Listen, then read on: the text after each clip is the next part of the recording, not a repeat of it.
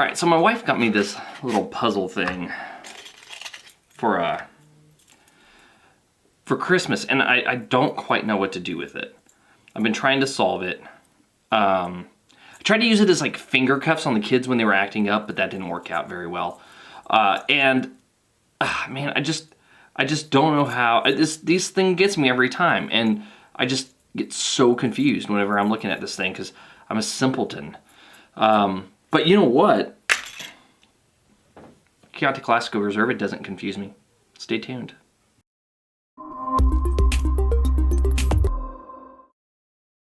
Hey everybody, this is Stuart with Wine on the Dime, and today I'm reviewing a Chianti Classico Riserva, mostly because someone asked me to do it.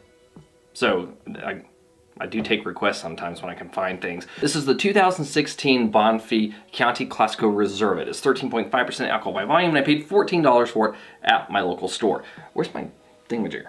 All right, technical issues aside, let's go ahead and take a look at this wine. From a color standpoint, medium ruby, no artifacts, no cloudiness. On the nose, that smells like Chianti. Getting this nice kind of red cherry, raspberry, a little bit of cranberry coming out. There's this clove, a little bit of like a slight touch of tea and pepper. This is a very herbal quality to it, like a little bit of thyme. Maybe even sage.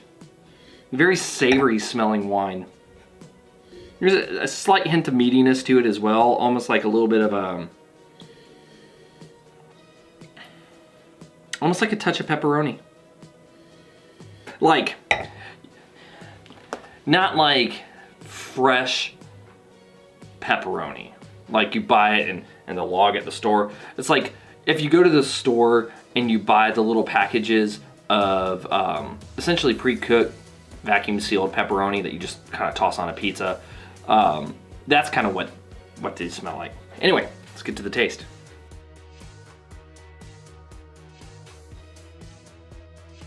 This is an interesting wine. Medium to medium plus intensity on the palate. On the nose it was medium plus. Yeah, on the nose it was medium plus. Also there's a little bit of like a violet flower coming out of this. The other thing that's interesting about this is that the tannins aren't very strong. I have to say about medium tannins. Finish, medium finish. But the thing that's getting me about this is the alcohol hits me really hard on the approach when I'm tasting it. It's like almost immediately it's just alcohol and it goes into the mid palate. And then it goes away. And that sort of that sour red fruit shows up with some of that herbiness. And the tannins really show up too.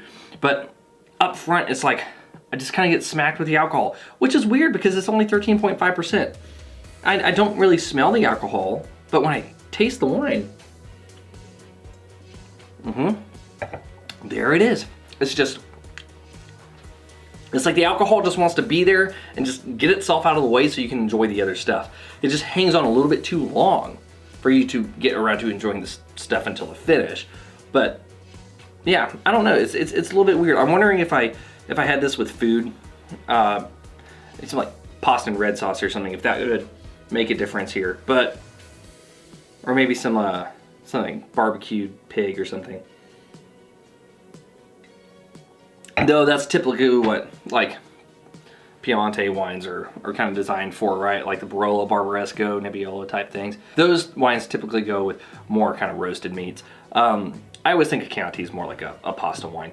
That would probably work. I mean, I'm wondering if it would make the taste any different, which it probably would, but I don't have any of that at the moment. So I'm just gonna have to review it as it is. On that note, let's get to the blick. From a balance standpoint, I actually think you're in balance. I like the acid, I like the weight of the body, I like the tannins. The thing that's weirding me out is that alcohol, but like I said, I'm wondering if I was like enjoying this with food and not just drinking it straight, if that would change it. It's not abrasive, it's just the way it hits me.